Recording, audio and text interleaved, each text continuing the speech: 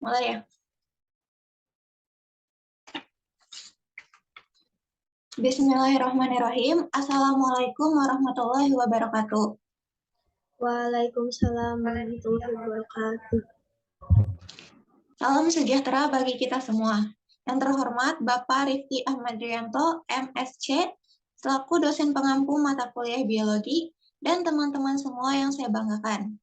Kami dari kelompok 3 yang terdiri dari saya, Usul Tasa, sebagai moderator dan presentator pertama, Zidna Amalia sebagai presentator kedua, Lady Hanifah sebagai presentator ketiga, Doni Adewinata sebagai presentator keempat, serta Yasmin Nurlaili sebagai presentator kelima.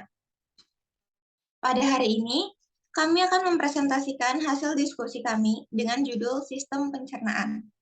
Saya akan menjelaskan materi pertama tentang definisi sistem pencernaan. Saluran pencernaan manusia atau saluran gastrointestinal adalah saluran yang memanjang dari mulut hingga ke anus. Saluran ini berfungsi untuk mencerna, memecah, dan menyerap zat gizi makanan yang kemudian dialirkan melalui peredaran darah.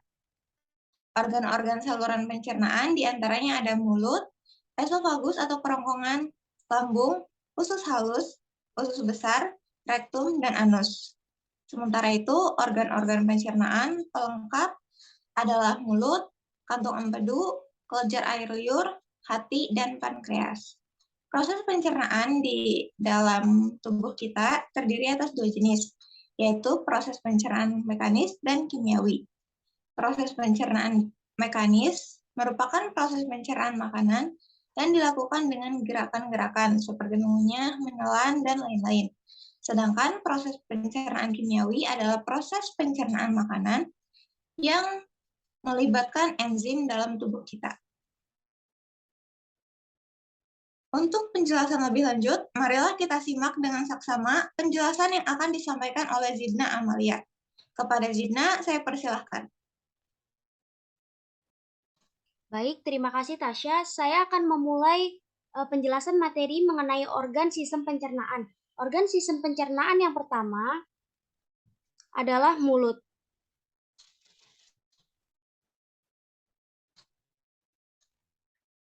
Ya.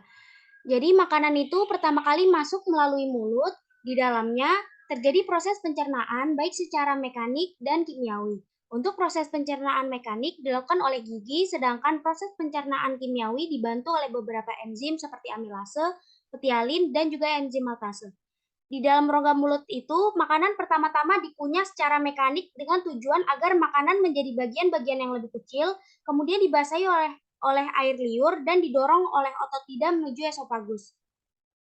Setelah makanan halus, gerakan otot dalam mulut dibantu oleh lidah mendorong makanan ke dalam kerongkongan. Pada persimpangan tenggorokan dan kerongkongan, terdapat katup epiglotis yang menutup sehingga makanan itu tidak masuk ke sistem pernapasan atau ke dalam tenggorokan. Kemudian, yang kedua, dari mulut akan menuju kerongkongan. Setelah diproses melalui mulut, selanjutnya makanan menuju kerongkongan terlebih dahulu sebelum mencapai lambung. Di kerongkongan terdapat gerakan peristaltik atau gerakan yang seperti meremas-remas guna mendorong makanan menuju lambung. Di ujung kerongkongan terdapat sphincter, otot yang berbentuk cincin yang menutup dengan tujuan agar makanan dan cairan tidak naik kembali ke kerongkongan.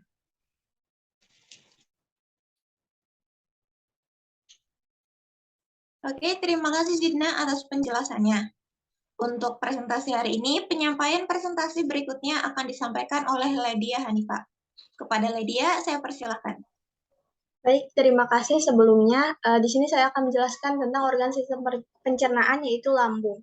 Nah, lambung ini memiliki 3 fungsi utama. Yang pertama itu untuk menyimpan makanan, buat menyimpan cairan yang sudah tertelan. Lalu untuk mencampur cairan makanan, serta perlahan-lahan mengosongkan isinya ke dalam usus kecil. Lambung ini ada 3 bagian yang penting, yaitu bagian atas atau kardia, bagian tengah atau fundus, dan bagian bawah atau paling bawahnya itu ada pilorus. Dalam lambung itu terdapat beberapa enzim atau asam lambung. Nah, enzim salah satunya adalah enzim pepsin.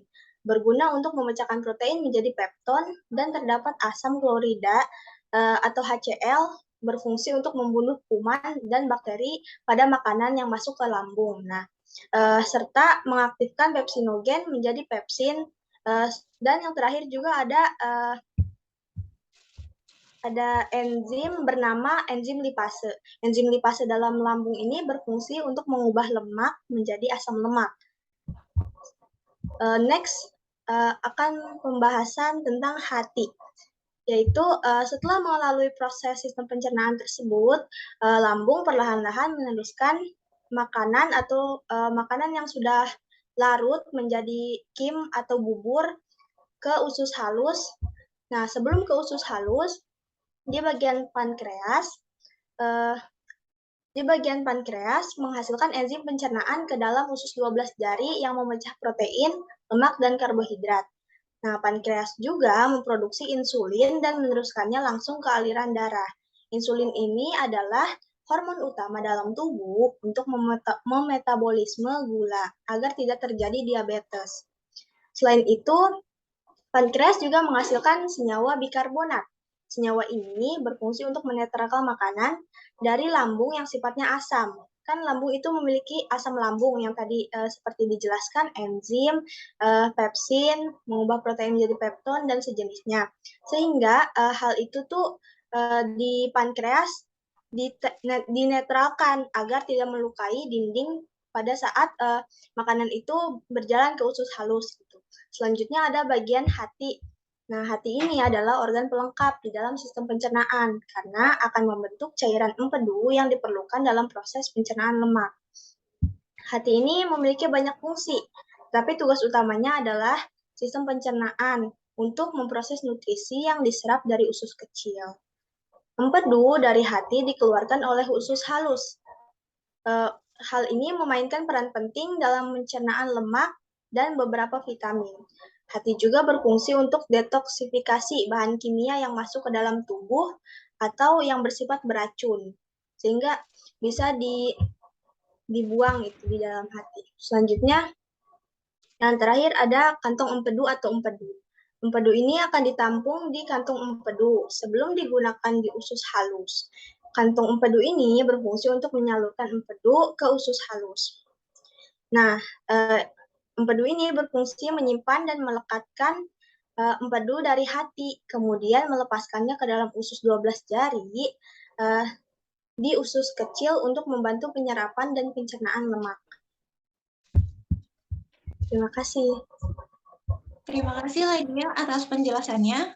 Untuk materi selanjutnya akan disampaikan oleh Doni Adiwinata. Kepada Doni, saya persilahkan. Baik, terima kasih. Saya akan melanjutkan organ yang kelima, yaitu usus halus. Jadi usus halus itu berupa tabung yang panjangnya sekitar 6-8 meter dan terdiri dari 3 bagian. Jadi dari lambung itu makanan yang sudah diproses dari lambung menuju ke usus halus. Nah, usus halus ini terdiri dari 3 bagian, yaitu duodenum atau usus 12 jari. Panjangnya memiliki panjang sekitar 0,25 meter. Lalu ada jejunum atau usus kosong yang memiliki panjang sekitar 7 meter, dan ada ileum atau usus penyerapan dengan panjang sekitar 1 meter. Pada lapisan dalam usus atau tunika mucosa, jejunum dan ileum ini terdapat tonjolan-tonjolan halus yang disebut sebagai villi. Nah, villi ini itu berfungsi untuk memperluas permukaan dinding dan dalam penyerapan sari makanan. Saat di usus halus, makanan kembali diproses dengan cara kimiawi yang dibantu oleh enzim-enzim dari pankreas dan empedu, dan juga seperti tripsin yang mengubah protein menjadi asam amino, amilase yang mengubah amilo menjadi disakarida, maltase yang merubah maltosa menjadi glukosa, sukrase yang mengubah sukrosa menjadi glukosa dan fruktosa, laktase yang mengubah laktosa menjadi glukosa dan galaktosa, dan lipase yang mengubah lemak menjadi asam lemak dan gliserol. Lalu ada usus besar. Nah, usus besar ini adalah bagian dari usus antara usus buntu dan rektum. Fungsi utama organ ini adalah menyerap air selama proses pencernaan dan membentuk massa feses. Setelah nutrisi diserap dari usus halus, sisa-sisa makanan mengalami pembusukan di dalam usus besar. Selain pembusukan juga di dalam usus besar juga diserap sehingga sisa-sisa makanan siap diubah menjadi feses dan kotoran. Di dalam usus besar ini dibantu oleh bakteri yang bernama Escherichia coli yang hidup di makanan yang tidak dapat dicerna oleh manusia. Dari pembusukan ini menghasilkan gas H2S, indol, katol, fenol, vitamin H atau biotin, dan vitamin K yang berperan dalam proses pembekuan darah. Next. Nah, yang terakhir adalah rektum dan anus. Jadi, feses akan disimpan di dalam rektum sebelum dikeluarkan lewat anus. Di rektum ini sensor di mana akan mengirimkan sinyal ke otak untuk memutuskan apakah feses perlu dikeluarkan atau tidak. Setelah itu, feses yang siap dibuang akan dikeluarkan melalui anus. Otot anus berfungsi untuk menahan dan menjaga feses agar tidak keluar dari rektum sebelum saatnya. Terima kasih Doni atas penjelasannya. Untuk presentasi hari ini, penyampaian materi terakhir akan disampaikan oleh Yasmin Nurlaili. Kepada Yasmin, saya persilakan. Ya, terima kasih Tasya untuk waktunya. Saya akan membacakan gangguan pada sistem pencernaan manusia. Pertama ada diare. Diare adalah peningkatan frekuensi buang air besar lebih dari 3 kali dalam sehari, disertai perubahan konsistensi menjadi lebih cair. Diare bisa disebabkan oleh keracunan makanan yang terkontaminasi oleh bakteri, alergi makanan tertentu, atau makanan pada saat yang tidak tepat. Ambeien atau wasir. Wasir terjadi ketika pembuluh darah vena yang terletak di luar atau di dalam saluran anus mengalami pembengkakan. Wasir dapat menimbulkan nyeri dan gatal pada anus, benjolan di anus, serta keluarnya darah ketika buang air besar. Kadang wasir juga bisa membuat penderitanya sulit untuk duduk. Next. Radang usus buntu, appendicitis. Radang usus buntu atau appendicitis termasuk jenis penyakit pada sistem pencernaan yang ditandai dengan peradangan pada appendix alias usus buntu. Hal ini bisa disebabkan karena usus buntu tersumbat oleh tinja, benda asing, kanker, atau infeksi. Yang terakhir, GERD, gastroesophageal reflux disease, adalah penyakit pada sistem pencernaan yang ditandai dengan naiknya asam lambung menuju kerongkongan. Kondisi ini disebabkan oleh melemah atau terbukanya katup sphincter yang terjadi di dalam saluran kerongkongan bagian bawah.